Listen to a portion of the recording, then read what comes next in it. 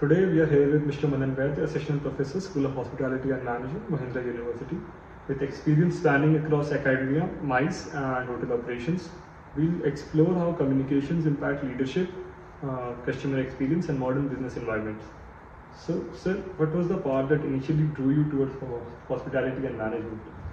I've wanted to be in hotels since I was, I think, in grade 8 or grade 9.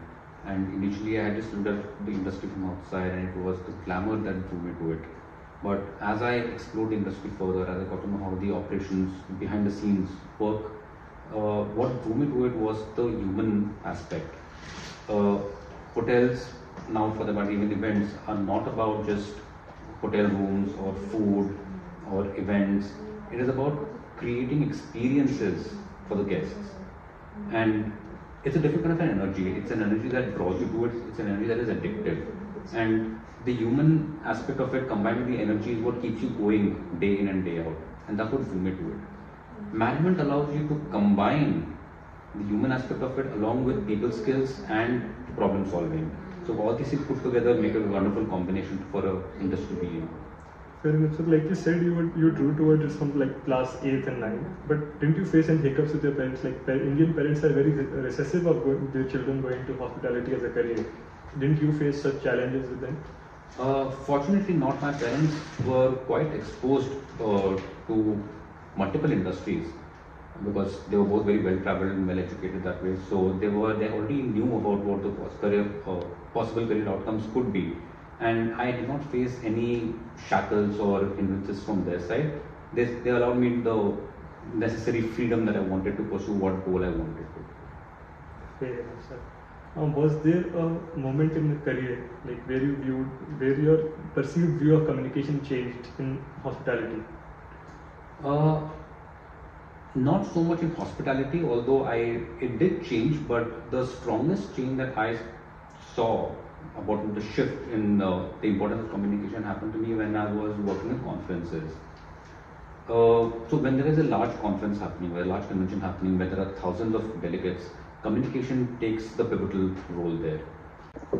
So sir, was there a moment in your career which changed your perspective of how you view communication? Yes, there was I think, a very clear shift in how I viewed communication and its importance, especially when I was working in MICE. So when you're handling large-scale events, large-scale conferences, there are multiple stakeholders that are involved. There are delegates, both domestic and international, and you're coordinating multiple stakeholders at the same time. There's hotel, there's transport teams, there's client, there are multiple big and small vendors, and a lack or a lag in communication can create serious confusion leading to financial loss of reputation, and overall has a cascading effect on failure of an event. One event that actually stands out for me was when I was working on my organization that I was working for. We were working on COP7, which is an event that is done by WHO, and this is the time when demonetization happened. And 2016. Yes, 2016. And the conference was happening in Delhi, and that was one time when I actually noticed firsthand the importance of communication to both the local authorities, to the delegates, to the banks, to the government, and everybody. So that had a very drastic shift in my view as to how I viewed communication. So would you say like communication provides a competitive advantage in hospitality? Absolutely. Hospitality is all about human interaction. It's interaction between two or more human beings, and communication is all about what I'm saying and how you are decoding it. You can say something to a guest may forgive small mistakes, but they will never forget how you made them feel. Sure. So the intent is important along with what you're saying and how you're saying it. So there would have been multiple experiences in your career where you would have faced an offset customer, an angry customer or a guest. So how would you say communication helps offset them, like minimize their anger and maybe provide them a better experience? The first thing that every irate customer wants is that you listen to them. They want to vent because they are clearly unhappy with something that has happened and they want to vent. So you allow them that space for their feelings to come out completely. After that, you get them to sit down, you get them to calm down, and you empathize with them.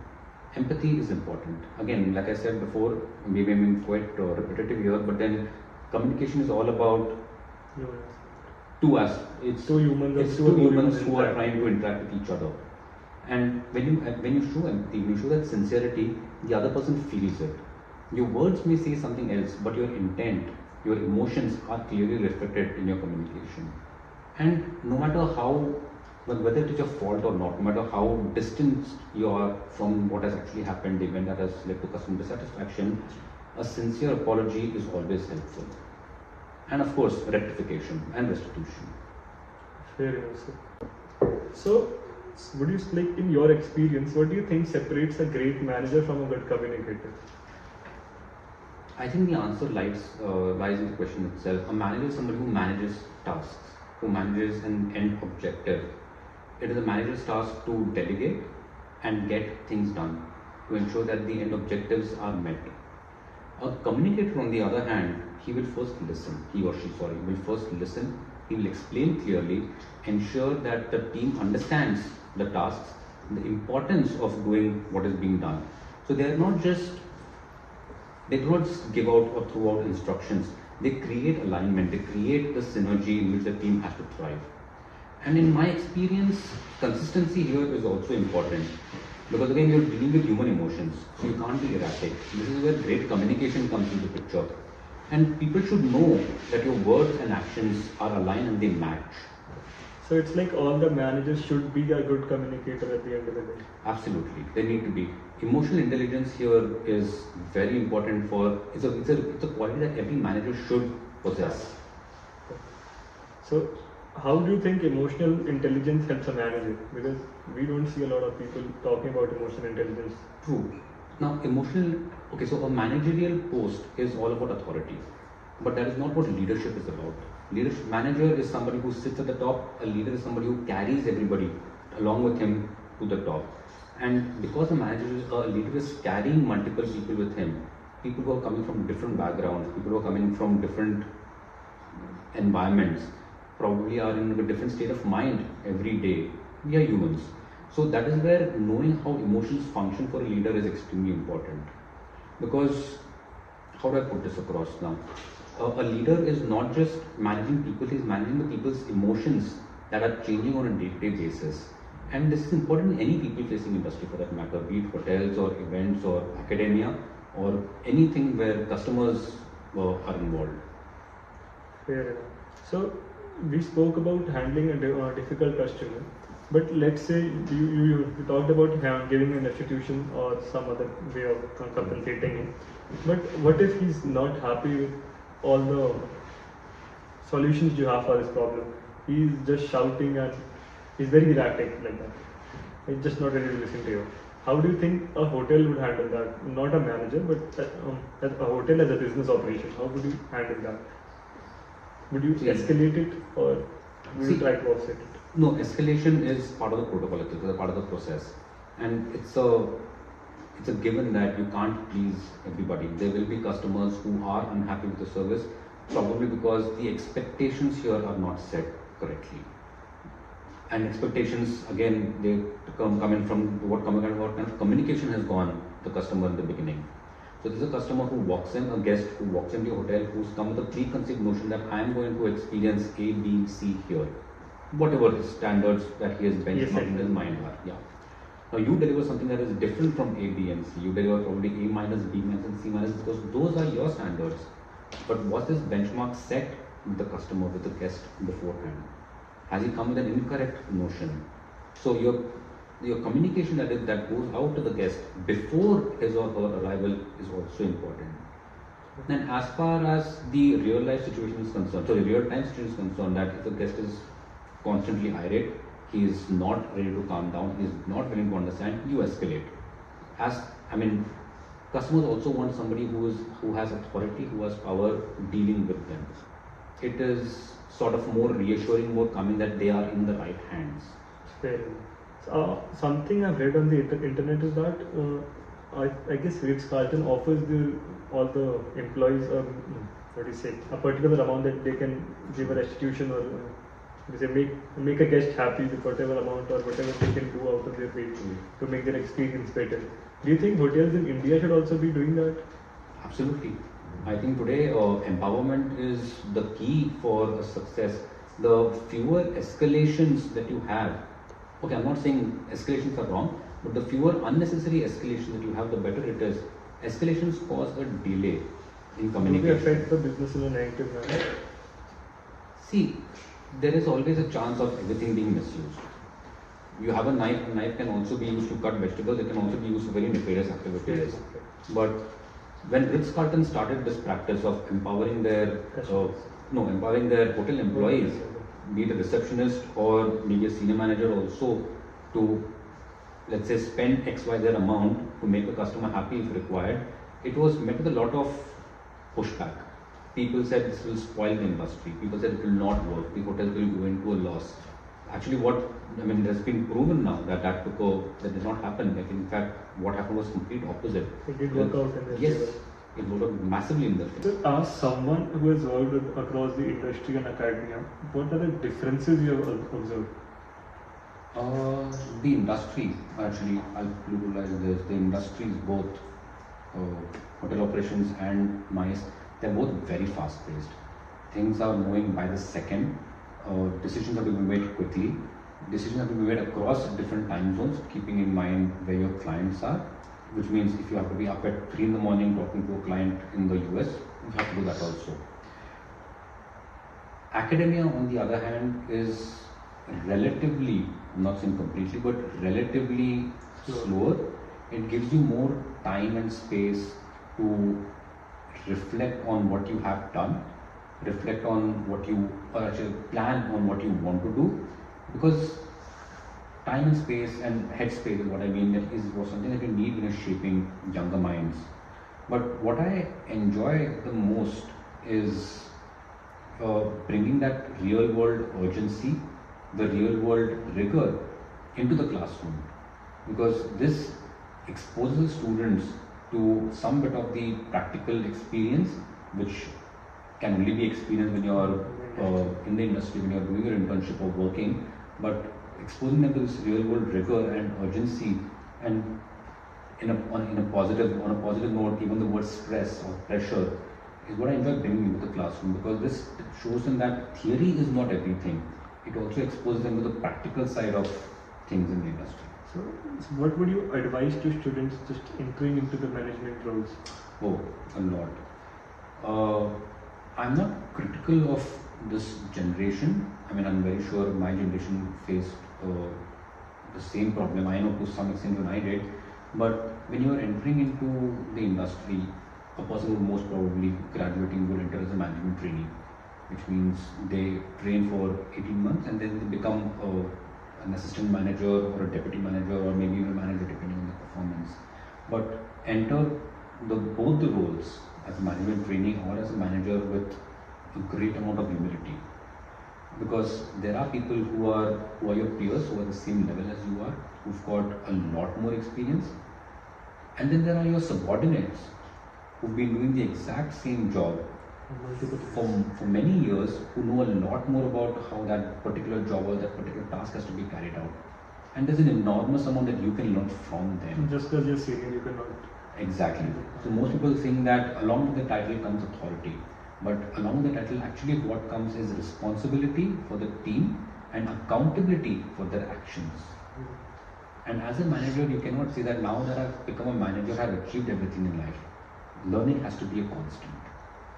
So, do you think students are adequately prepared to handle these difficult situations? No, this is not something that can be taught theoretically and learned to perfection, because this comes with experience. It comes not only with your first-hand experience of having handled something, you can also learn this as a second-hand experience by watching others, taking notes, and processing what you have learned. So I would not say that they are either equipped or not equipped, because this is something that is quite innate, and somebody who's a good communicator will pick this up by noticing his or her environment almost immediately. It's just the lack of experience that. True, because they have not been exposed to it. But students, especially in SOHM, who will go for their internship in their 4th semester, will have adequate opportunity to observe people at close and see how they communicate firsthand. So, what habits do you think will help students like become better communicators? Let's say if someone is very not a good communicator at all, he wants to pursue a career, and you want him to get an experience of how things go. So what do you think would be some habits that help him or her? So this is not restricted to just students or Okay. adolescents or young professionals. Can be for basically anybody who wants to improve their communication. The simplest thing that they can do is read.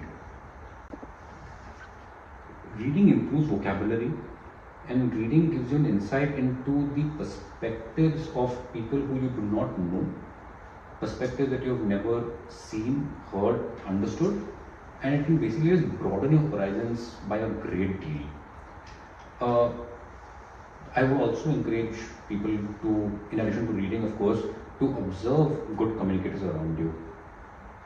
People like Shashi Tharoor, in fact, or many of the other TEDx speakers who speak, they may not be from your own subject, from your own industry or subject of choice, I meant, but they are still very good speakers, because to stand in front of an audience and to speak about a subject takes a lot of confidence. You need to prepare yourself with a lot of knowledge beforehand, and they have cues, but still they are still very good orators. So observe them, just look at how they speak. Are they engaging? Are they engaging in crowd management? Are they listening to what other people have to say? How are they responding to questions in a Q&A? And above all, since we are in the digital age, also practice writing emails. Write a draft and then ask yourself, am I being clear? Is the information I want to convey being conveyed in a very concise and practical and warm manner? Am I being respectful? Because respect is everything today. People get offended very quickly. I'm not one to judge, but people do get offended very quickly, especially the tone is not right, and the tone is usually not right because what the person who's writing the email has not reflected. So see, I am someone who likes to read books a lot, but somewhere along the line you would have noticed along this podcast also I tend to fumble at times, I tend to mix my words, and that happens a lot to me. What would your advice be to someone like me, just like right now I fumbled again? The same thing happens to me. I'm equally not guilty, but I'm equally at fault here. It happens because the thoughts in our mind are running too fast, and we are trying to stay at the same speed as the thoughts, which doesn't happen. So one thing is to practice speaking slow. Now look at the difference in what I'm saying. The minute you start speaking slower, the other person is able to understand you better. So which means that you are able to communicate with the other person better, and you are feeling more confident about your own self. Now I have said this very deliberately in a very slow fashion, otherwise my rate of speech is very fast. And when your rate of speech is fast, you tend to fumble, because your mind is jumping from one thought to the other, but your mouth cannot keep up. This is something I'll definitely work on and suggest you. We both have to work on it. So how do you think communicating with a stakeholder is different in the industry and academy? So communication with stakeholders changes a lot depending on which environment you're operating in. So we'll look at three environments. We'll look at MICE, we'll touch upon MICE, we'll touch upon hotel operations, and we'll touch upon academia. So in MICE, communication needs to be very precise and real time. Most of the activities that happen in MICE are time bound. They have to stick to deadlines, because the conference cannot move date wise. So you're dealing with multiple stakeholders, such as the primary client, your vendors, the delegates who are attending it, the transport teams, the AV team, sometimes even institutions or the government also. So your communication with them is primarily transactional. Yes, there is an element of positive emotion that needs to be there, but you are primarily dealing with them just to keep them apprised of what is going on, what it is that you have accomplished, and what it is that you need to follow up on or need to work on. So it's very transactional. So it needs to be concise, it needs to be succinct, and it needs to be definitive. Hotels, on the other hand, are more emotional and experience driven, because more often than not, as somebody who is in hotel operations, your primary stakeholder is the guest, and what every guest wants, especially when they are paying top dollar price for your hotel, is to be pampered. And that pampering needs to start right from the time they have made the reservation, or sometimes even before that, which is where your digital communication, like what you communicate and how you do it through your website and Instagram reels comes into picture. So here your tone, your empathy, your online body language is also important here. In academia, your stakeholders are completely different. Your stakeholders are the mind that you're shaping and their parents who are your primary customers. So here, and what the end objective of every student and parent is the holistic development, and I will not say ROI, that's a very incorrect term to use, but then they're looking at their intellectual development here, intellectual return on investment intellectually. So if your end objective is development, your tone again has to change to take into account the empathy, support, creating a safe space over your communication, verbal, non-verbal and digital communication with both the parents and the students. And it is mainly to guide learning and build personality as a whole. So, in my opinion, stakeholder communication in academia, it requires a great deal of patience, clarity, and the ability to simplify complex ideas. So, have you personally ever dealt with a situation where communication, a lack of communication with a stakeholder in a professional career, that if not handled seriously would have escalated and would have not reflected a very good image of you? So far in academia, no, but I'm trying to jog my memory, but one particular situation that comes to my mind was in my very first job. I was a lobby manager, and we had a large conference that was happening, an international conference. And when you have delegates and speakers from multiple countries who do not all speak English, a key stakeholder there are interpreters, and interpreters are beyond VIPs. They are like the top-notch VIPs. Unfortunately, these VIPs had to be housed in another hotel that was about 5-7 kilometers away from the conference venue hotel, and there was a lag in communication, a delay in communication, whereby the night manager was not informed that these interpreters have to be picked up at 7 in the morning. The car has to be at the hotel where they're staying at 7 in the morning, so they can come here by 8 for the breakfast and then go to the conference. I happened to be the night manager, and I had the client storming at the lobby manager's desk, absolutely furious, and I honestly could not do much but apologize and ensure that the car that was closest to their hotel, could be just diverted to pick these guests up. So it was mainly more about pacifying the client and making making a few phone calls and getting the best possible solution. So thinking on the feet. So what do you think this experience taught you? Oh, quite a bit actually. It taught me one thing that I said before is to not point fingers. It taught me to take ownership of the situation. It does not matter whose fault it is. At the end of the day, it is something that we all refer to as collective responsibility. It is not my fault or my fellow manager's fault or an associate's fault.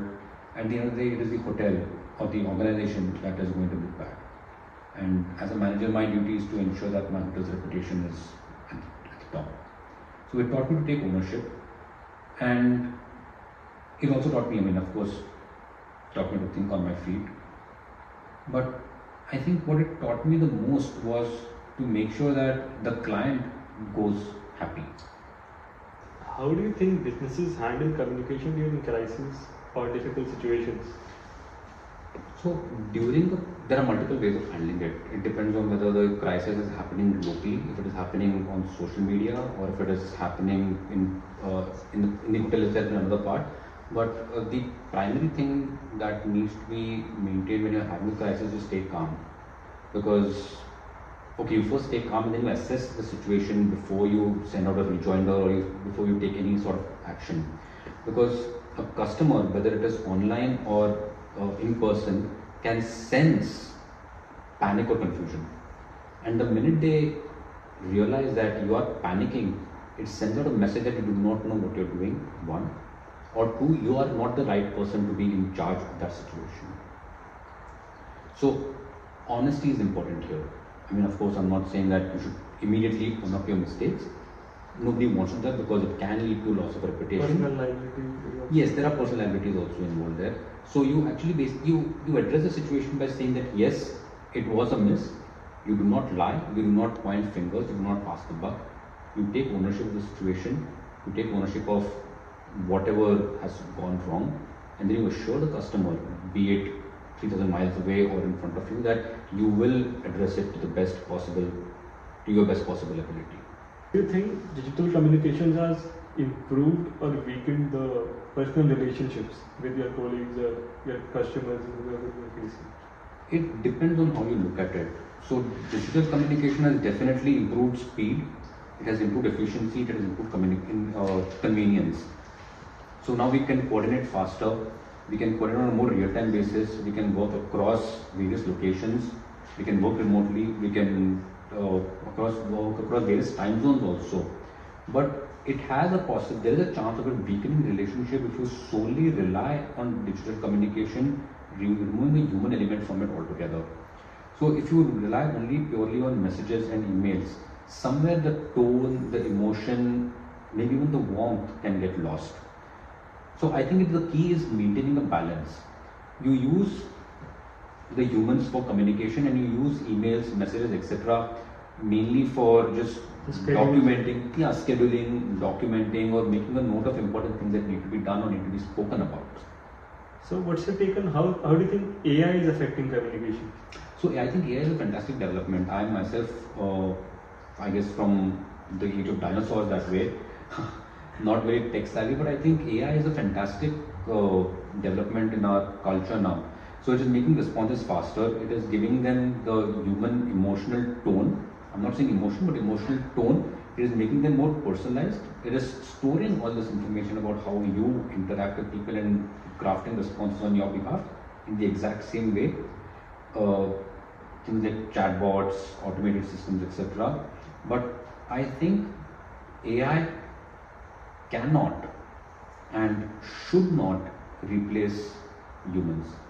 At the end of the day, it loses the personal warmth. Yes, I'm not saying there's a chance of AI making us redundant, but there's a chance of people finding out that this is not you, and that can leave, how do I put it, a sort of a pretentious thought in a person's mind that this was not you and you're just using something else to be yourself. So, do you think students actually need to be equipped with the AI skills at the same time with the communication skills?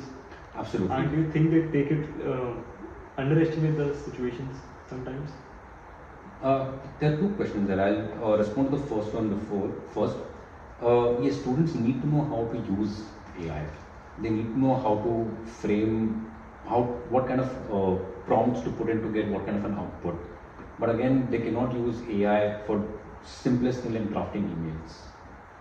Now, why I say this, because everybody thinks that being a great communicator is about speaking fluently, speaking eloquently, having a great vocabulary.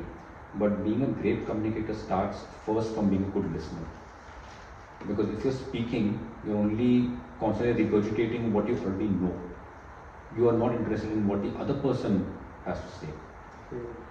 So, for you to be a great communicator, you have to first be a great listener.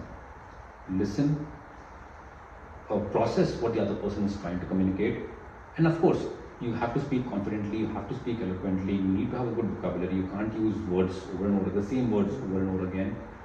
And again, coming back to my earlier point of writing emails, most people tend to write messages, emails, even official communication, they tend to write it as they think. There's an inner voice. Whatever the inner voice says, that is exactly how messages and emails are coming out these days. So how to craft a polite, warm, genuine, yet professional email is a skill today which most people are lacking. Even I would say I don't have it. I use ChatGPT all the time to create yes, myself. But it is not something that is going to happen overnight. It takes practice. So far we've spoken about strengths and elements of communication. You also touched upon the AI and the digital communication aspect of it, and how students should build their communication skills. So, for closing, one of the last few questions I want to ask you is, what does effective communication effectively mean to you? So, if you look at communication, it is not just about speaking or listening. It is more about, so communication starts with a thought in your head, which you then encode in terms of language, which you transmit to another person, which then he or she decodes and basically building a connection with the other person. Correct.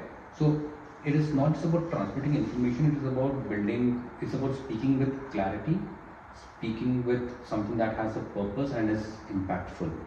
And respect, of course, goes along with that. So effective communication is where there is understanding that is created. Whether, regardless of the industry, this is quite industry agnostic, but effective, it is not about using fancy words or superfluous language, but it is about making sure that the other person understands what you're trying to say and how you put it across is important there. So would you say social media has changed some aspects of communication? To a large extent. I will speak primarily with regards to keeping hotels in mind here. Earlier, the communication, I'll take into perspective here a negative feedback. Earlier, the negative feedback was primarily between two parties, the hotel and the customer who was aggrieved. Now, a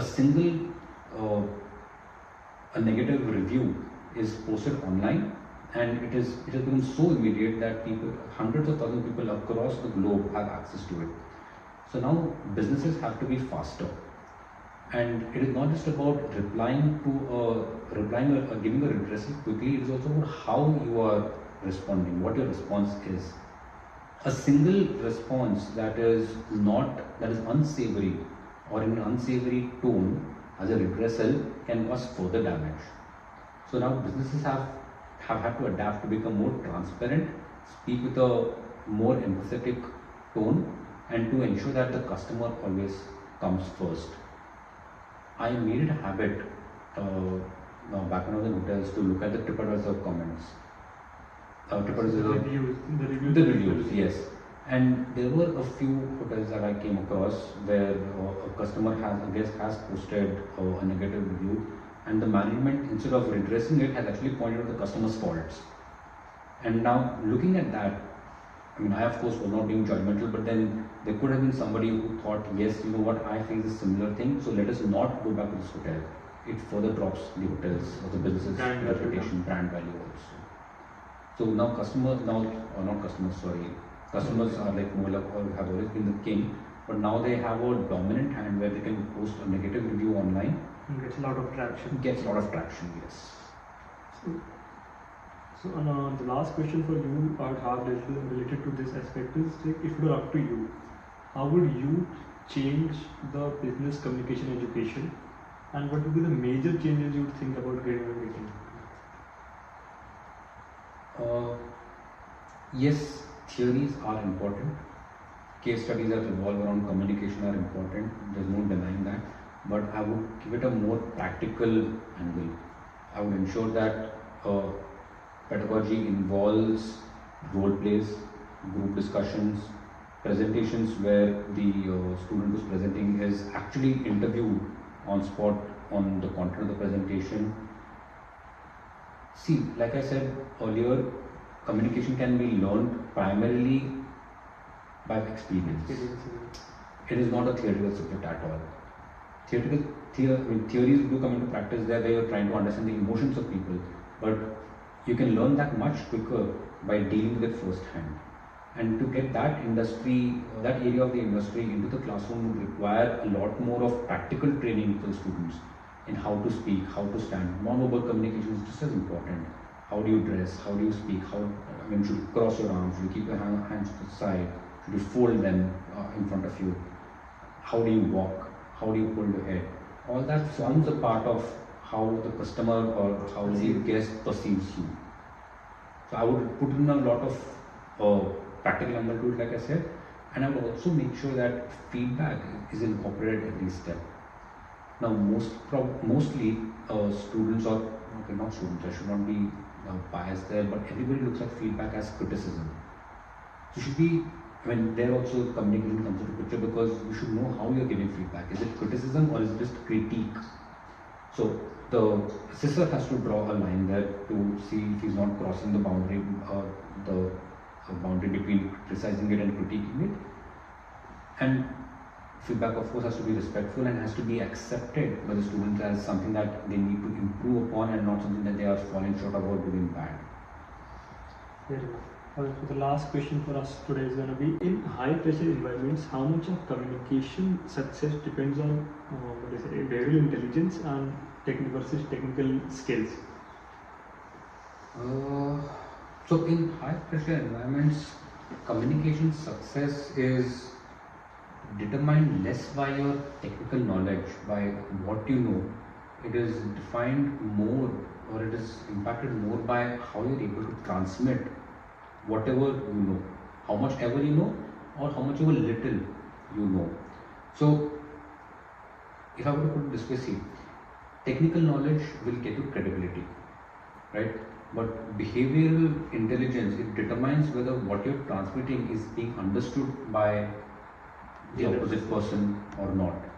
So somebody who is absolutely technically sound would more, but poor in behavioral intelligence or communication skills, is more likely to cause confusion, is more likely to trigger panic, and is more likely to use jargons when communicating, which would lead to complete breakdown of communication.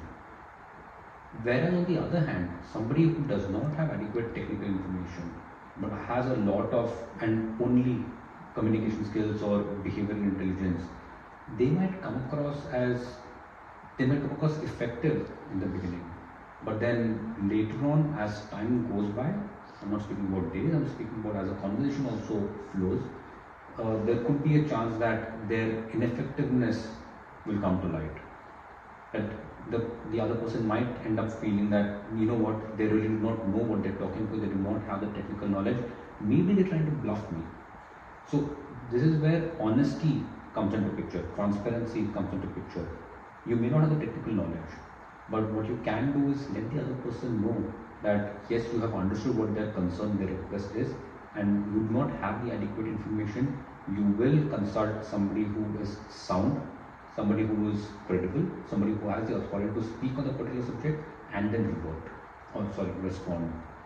That's a very interesting take, because many organizations today still prioritize technical capabilities over during the recruitment part when they be hiring freshers, and they mostly check the CV part of it. So do you think organizations or companies tend to underestimate the aspect of behavioral intelligence? I don't think they underestimate. So I will try and be the devil's advocate here. But so I agree that organizations still value your certifications, your past experience, your pedigree, your technical qualifications way above everything else, and they are trying to assess your behavioral intelligence only during the interview period, and a little bit during your pre-hiring and post-hiring process maybe, but primarily during interview period, which is quite artificial, because every employee who's giving an interview invariably wants to get through, invariably wants to succeed. So they will put their best foot forward.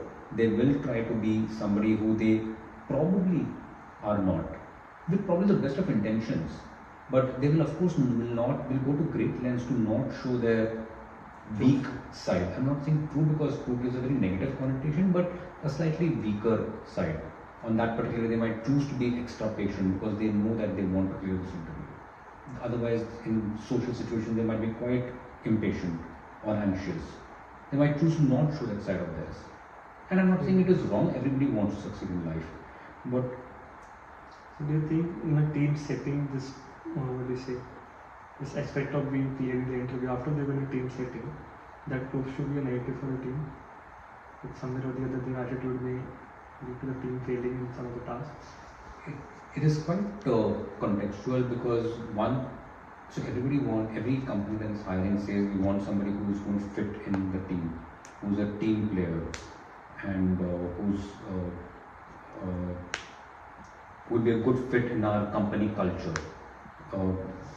But you can't really know that until your employee, the person you're hiring, has spent a considerable amount of time with the organization. And depending on how their day has been since morning, a situation that is presented to them or they are forced to reckon with can either take a positive turn or a negative turn, and that can't be known until much before. Thank you so much, Manan sir, for your time. Pleasure, thank you. At last, I want you to give me feedback about my business and communication skills. So far, we've talked about it. But now I want you to give me a feedback about how the interview went so far and how did you... I'll speak with the non-verbal part first. I think the non-verbal communication is fantastic. You are somebody who does not come across as someone who is not open to feedback, who shows negative body language. You are quite open, you are quite welcoming that way, which is nice and something that is wanted in today's world. Coming to your verbal communication, I think you speak with clarity, you have your thoughts in order. Yes, you do want to write your thoughts down, which is a good thing. Everybody does that. It helps you reframe your thoughts, make them better, so that what actually comes out of your mouth is more structured and meaningful. Yes, I think you've already identified an area of improvement, which is that you start speaking slower. So that also tells me that you do reflect, which is something that I guess most of the world does not today. But it's a good thing that you identified your own area of improvement and you are willing to work on it. Apart from that, I think your communication skills are fantastic. I can't see that there's no scope for improvement, but that improvement will only come with regular practice and with regular feedback. But well done. Thank you so much. Thank you. Pleasure.